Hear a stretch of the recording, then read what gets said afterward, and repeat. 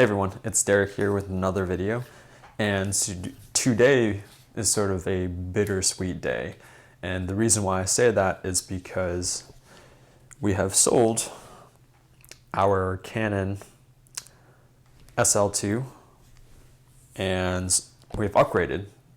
So we're on a different camera now, and yeah, just wanted to talk a little bit about this and do maybe a long-term review of the Canon SL2 or the Canon EOS Rebel SL2. So with that said, here are some of the specs here. So we're talking about a aps-c sensor, and we're talking about a 24.2 megapixel sensor. So there's no in-body stabilization with this thing, and it has dual pixel autofocus with 9 points of autofocus. So it has a Digi 7 image processor, and it also can shoot up to 1080p at 60 frames per second.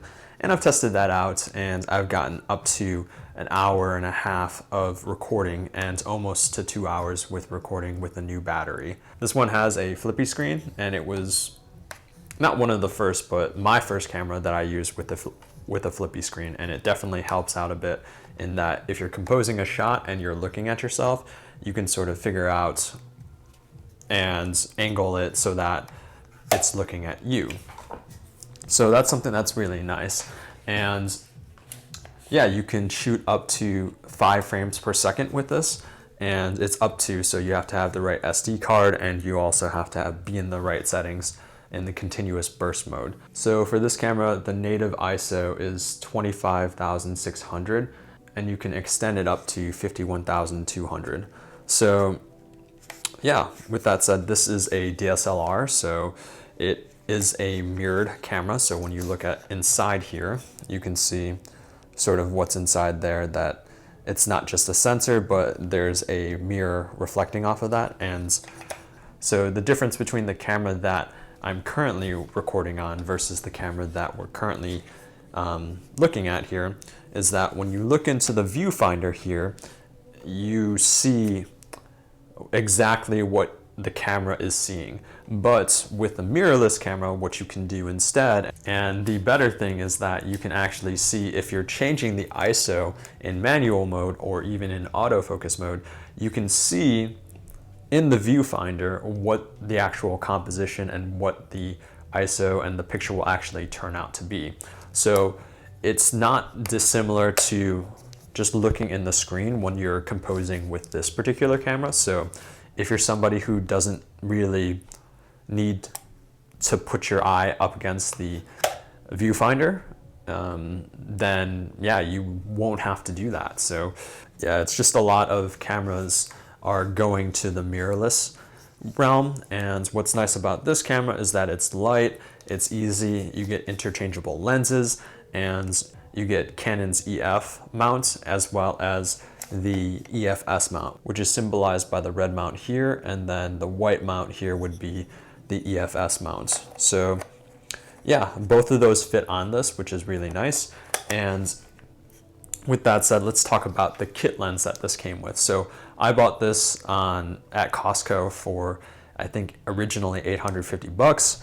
And yeah, it came with a zoom lens. It came with a EF 50 millimeter f1.8, and it came with the kit lens as well, which is the EFS 18 to 55 f4 to 5.6 when zoomed all the way in. And also it has image stabilization built in, which is really nice. So yeah, with that said, why am I upgrading? This camera does have a little bit of limitations. The autofocus is still really on point in that it still holds up well today. I wouldn't say I would just move over specifically because the autofocus doesn't move quickly enough. I would say there are some limitations in that, in the amount of autofocus points that it does have.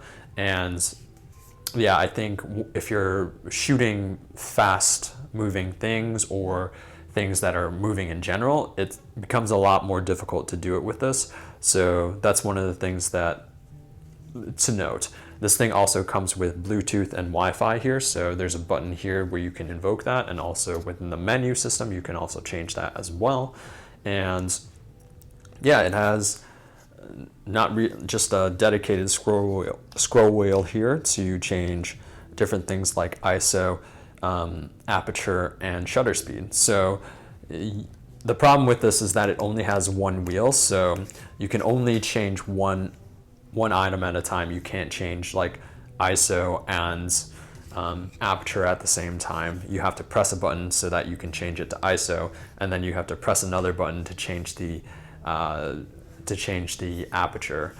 You defaultly get set to change the shutter speed. So there's also a record button on the back here, and then yeah, there's also a flash on this camera too, which is nice to have in case you're in low light. So that's one thing that I would say mirrorless cameras don't have, are flashes built in on top, which is something that you would have to pay extra for. Yeah, so I guess the question is, why would I move to a different camera system, and what's the reasoning behind moving to a different camera system? So I think with this here, I'm moving over to the Canon EOS R6. So I think the reasoning behind that is I wanted to switch to a full frame, and the difference between a full frame and an aps-c sensor like this is that the sensor is just bigger, so you get more light, and it in situations where you would have a lot of, let's say you're in a wedding venue and on the dance floor and everybody's shaking their booties and whatnot, but you're taking a picture and you're using a flash, and you don't want to necessarily use a flash, or you want to take a picture and you want it to not have a ton of grain, different things like that. That's one of the reasons why. So in addition to that, this can record 4K, so it gets 4K 60 and 4K 30, so that's one of the reasons why also. And then there's some other random things that I had issues with, in that it doesn't there's no way to actually show the levels when you're recording, so that was something that was just randomly annoying. I just didn't really understand why it didn't have that feature. It has a feature where you can change the decibel readings of the actual camera, so yeah, that was one of the things that I thought was kind of annoying. But yeah, overall, I can't fault this camera at all. I'll show you some of the stills, and all the videos really that I've been shooting with on my YouTube channel has been with this Canon SL2. So lots of really good pictures, and I think I have a ton to learn about videography and also photography. So I'm hoping that this upgrade will help me out a little bit in learning a little bit more and going into using manual more instead of auto. Most of what I shot and did with this was in auto, with the exception of light paintings and some minor videos. But yeah, really, I'm probably gonna miss this thing the most, because this thing is super budget friendly, and for anybody who's starting out, this is a really good camera. Even for somebody who's still if you have light, this thing will work really well. That 24.2 megapixel sensor works really well, and you can zoom in. The funny part is the EOS R6 actually has a smaller amount of megapixels. Now, I'm not saying that the amount of megapixels matters so much, but especially if you're not planning on cropping in, but just to mention that this sensor technically has more megapixels, and you will get larger files out of this. I think the resolution that comes out of this raw is 6,000 by 4,000, I believe. And then I think the EOS R6 comes at 5200 or something like that. But yeah, really gonna miss this thing. I think the button layout is very simple. I think I would say one of my gripes would be the battery open door portion of it. So if you put this on a mount or anything like that on a tripod, you open this up. This essentially runs into any tripod mount that you have it on. So that's one thing to note. Batteries and all the accessories and whatnot for this are very, very inexpensive. So I was shooting with 3 different lenses, 10 to 18, 18 to 56, or sorry, 18 to 55, and also the 50 millimeter. So a lot of the good shots, which you'll see, are with the 50 millimeter lens, which has a 1.6 times crop. So any full frame lens that you put on here will essentially have a 1.6 crop. So a 50 millimeter ends up being an 80 millimeter lens. So yeah, that was one of the things, it limited me in that, and also just trying to take pictures, you know, trying to pan and capture some images that way, not getting really good shots. So different things like taking pictures of cars when I was at the track, or taking pictures of my nephew running around, different things like that. So I would say, or even taking pictures of my cats. The EOS R6 with the autofocus and with the hopefully seeing the newer lenses. I'm still debating on whether I'm gonna use this Canon EOS R6 or if I'm planning on switching to Sony. So that's still out. I'm still trialing this thing and testing it out.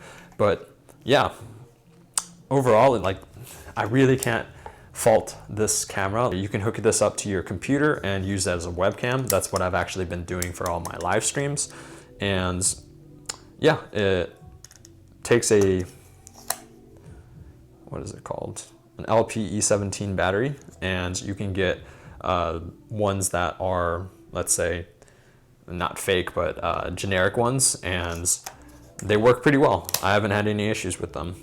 The autofocus is definitely not for that. I would say if you're shooting anything that's stationary, it's probably very, very easy to recommend this. But yeah, with that said, let me know in the comments what you think. I will be saying goodbye to this, and yeah, moving to a new system, a full frame system. So if you have any suggestions or any lenses that you think I should get, let me know in the comments. And yeah, we will see you in the next video. Thank you all for watching.